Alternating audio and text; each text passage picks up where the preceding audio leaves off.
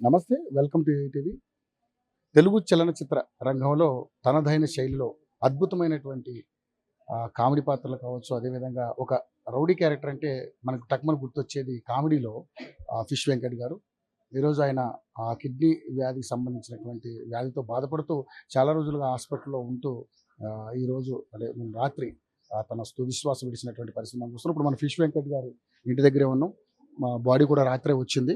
So చాలామంది ఆయన అభిమానులు కావచ్చు, అలాగే సినిమా రంగానికి సంబంధించినటువంటి పెద్దలు కావచ్చు, మృతి పట్ల దిగ్భ్రాంతి వ్యక్తం చేసినటువంటి పరిస్థితి మనం చూస్తూ ఉన్నాం.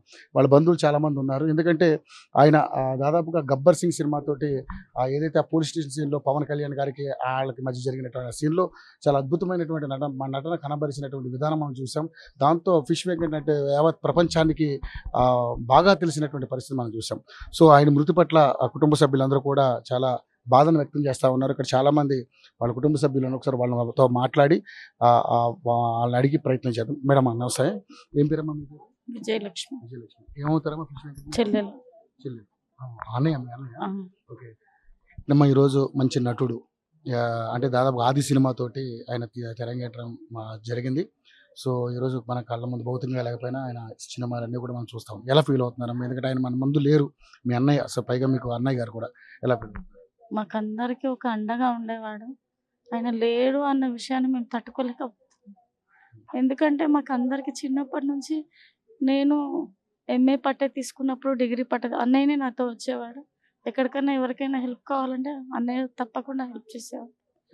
ఇప్పుడు లేరు అన్న విషయాన్ని మేము తట్టుకోలేకపోతున్నాం.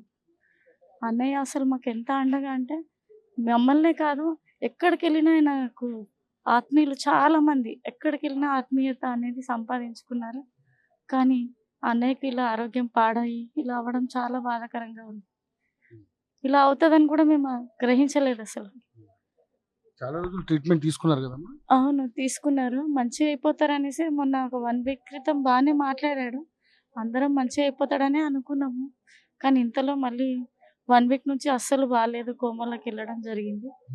లాస్ట్ మాటలో ఏం తింటావన్నా అంటే ఉప్మా కావాలి అని అడిగాడు. కానీ ఆయనకు పెట్టలేని పరిస్థితి, ముక్కులో నుంచి పైపేసి జ్యూస్లే ఇస్తున్నాము. ఇంకా అప్పుడు మేము ఇయ్యలేని పరిస్థితి, మేము ఇయ్యలేకపోయినాం అన్నయ్యకి. ఆయన అడిగినది కూడా మేము చేయలేకపోయినాం ఆ రోజు. ఎందుకంటే పైపు ద్వారానే జ్యూసెస్ మాత్రమే ఇవ్వడం జరిగింది 1 వీక్ క్రితము. తర్వాత వేరే హాస్పిటల్కి వెళ్ళిన తర్వాత చాలా క్రిటికల్ అయిపోయింది అన్నయ్య. బాడీ మొత్తం పాయిజన్ లాగా జరిగిపోయింది, అయిపోయి లివర్ కూడా పాడైందంట. 2 కిడ్నీలు అంటే ఎవరైనా దాతలు ముందుకు వస్తారు, ఇస్తారని చాలా హోప్గా ఉండే మాకు. కానీ చాలా ప్రయత్నాలు చేశారమ్మా, మేము కూడా చూసాము. చాలా చాలా ప్రయత్నాలు చేశాము. ఏదో విధంగా మంచిగా అయిపోతాడని అనుకున్నాము. కానీ ఇంతలో పాయిజన్ మొత్తం బాడీ మొత్తం స్ప్రెడ్ అయిందని తెలిసి ఇంకా అసలు 1 వీక్ నుంచి అతను కోమలో మాట లేదు, ఏం లేదు, ఖాళీ చూపు తప్ప.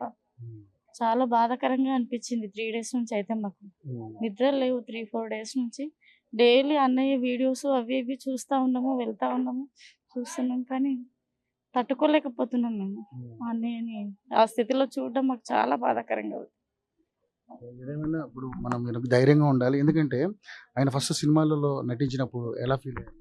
చాలా హ్యాపీ ఫీల్ అయినాం. ఎందుకంటే మా ఫ్యామిలీ నుంచి మా అన్నయ్య ఇంత మంచి గొప్పగా ఎదుగుతున్నందుకు చాలా హ్యాపీగా ఫీల్ అయ్యాము. అతనితో పాటు వాళ్ళు అందరినీ కూడా తీసుకెళ్దామని అనుకున్నాడు. కానీ ఒకరిద్దరిని మాత్రం ఫిల్మ్ ఇండస్ట్రీకి పరిచయం చేశాడు. ఎక్కడికి వెళ్ళినా కూడా అన్నయ్య చాలా ప్రేమ, అందరితో ఎక్కడ వెళ్ళినా ఆయన ఆత్మీయులు చాలా మంది ఉన్నారు. అతన్ని మా ఫ్యామిలీలో ఏ ఫంక్షన్ అయినా వెళ్ళినప్పుడు చాలా మంది వచ్చేవాళ్ళు, గుమిగూడిపోయేవాళ్ళు. అన్న ఫ్యామిలీ చుట్టాలే ఎక్కువ వచ్చేవాళ్ళు అసలు చూడ్డానికి, సిగ్నేచర్ కోసం అని చెప్పేసి. మా ఫ్యామిలీలో ఏ ఫంక్షన్ అయినా కూడా మాకు అండగా జస్ట్ నిలబడ్డా కూడా మాకు ఎంతో ధైర్యంగా ఉండేది.